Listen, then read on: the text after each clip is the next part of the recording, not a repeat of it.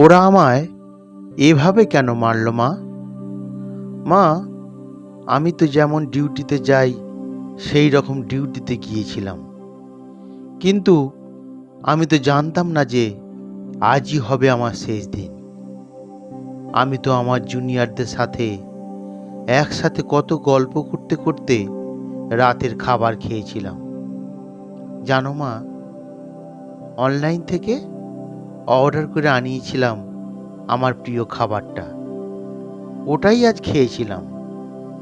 তখনও যদি একটু বুঝতে পারতাম এটাই শেষ খাওয়া, এটাই শেষ গল্প। ডিউটির বাঁধনে আমি যখন ক্লান্ত হয়ে গেলাম মা, আমার চোখ দুটো ঘুমে বন্ধ হয়ে যাচ্ছিল। একটু শরীরের ক্লান্তি মেটাতে গেলাম। তখনও যদি বুঝতে পারতাম সারা জীবনের মতন বিশ্রামে চলে যাব। তখন ভোর রাত, আমি ওয়ার্ডে একা। তখন ভোরের শীতল বাতাসে আমার একটু ঠান্ডা লাগতে আমি লাল চাদরটা ঢাকা দিয়ে একটু চোখ বন্ধ করেছিলাম শুধু।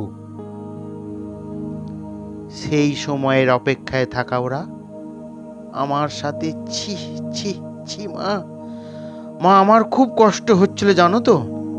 অনেক অনেকবার আমি বারণ করেছিলাম, চিৎকার করেছিলাম, বাঁচাও বাঁচাও, কে আছো আমাকে বাঁচাও।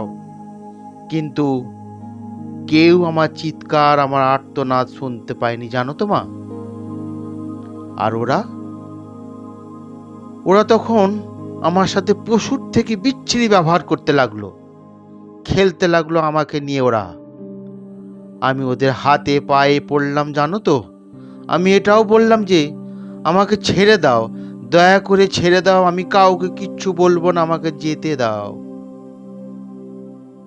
কিন্তু ওরা আর আমায় তোমার কাছে একবার যাওয়ার সুযোগটা দিল না, দিল না, দিল না তোমার কুলে শেষবারের মতন মাথা রাখতে দিতে, দিল না শেষবার তোমার হাসি ভরা মুখটা দেখার সুযোগ, দিল না বাবার স্বপ্নে তার রাজকন্যার বড় ডাক্তার হওয়ার কাহিনীকে সত্য করতে।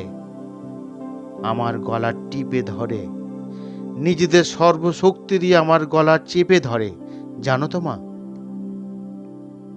আমি অনেক চেষ্টা করেছিলাম বাঁচার, কিন্তু হয়তো আজ ভগবানও চায়নি যে আমি হয়তো বেঁচে থাকি। ওই পশুদের শক্তির কাছে আমি হেরে যাই, আমার গলার হাড় ভেঙে যায়। ওরা আমার ওভাবেই ওখানে ফেলে রেখে চলে যায়, ওই বিবস্ত্রভাবে। সকালে সবাই আসে, কিন্তু এ কি, আমি কারোর সাথে কথা কেন বলতে পারছি না? তোমাকেও দেখতে পাচ্ছি, তোমায় কত করে ডাকছি, তুমি শুনতে পাচ্ছ না কেন মা? তুমি শুনতে পাচ্ছ না কেন আমার ডাক? ও মা, মা গো, এই তো দেখো, দেখো না মা, ও মা, এই তো আমি। তুমি কাঁদছো কেন?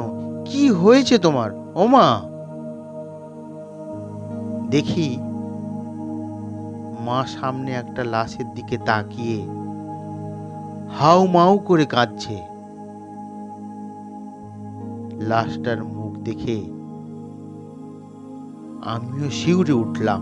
এ কি, এটা যে আমার এ নিথর দেহ, আমি কি তবে মারা গেছি?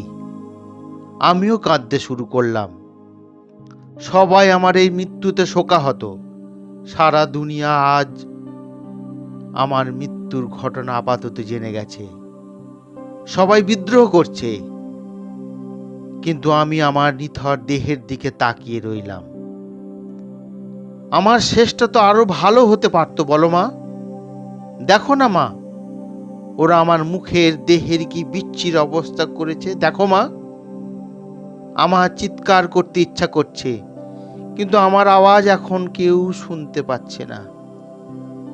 আমি এতগুলো লোকের সামনে চিৎকার করছি, কিন্তু একটা কেউ আমার এই চিৎকার শুনতে পাচ্ছে না। কেউ শুনতে পাচ্ছে না, কেউ শুনতে পাচ্ছে না। সোশ্যাল মিডিয়া থেকে সংগৃহীত এই লেখা। যিনি লিখেছেন তাকে অশেষ ধন্যবাদ।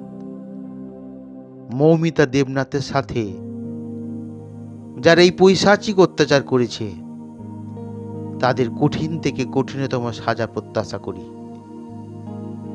মৌমিতার পরিবার ন্যায় বিচার পাবে এবং মৌমিতার আত্মার শান্তি কামনা করি। কণ্ঠে গোলুমোলু।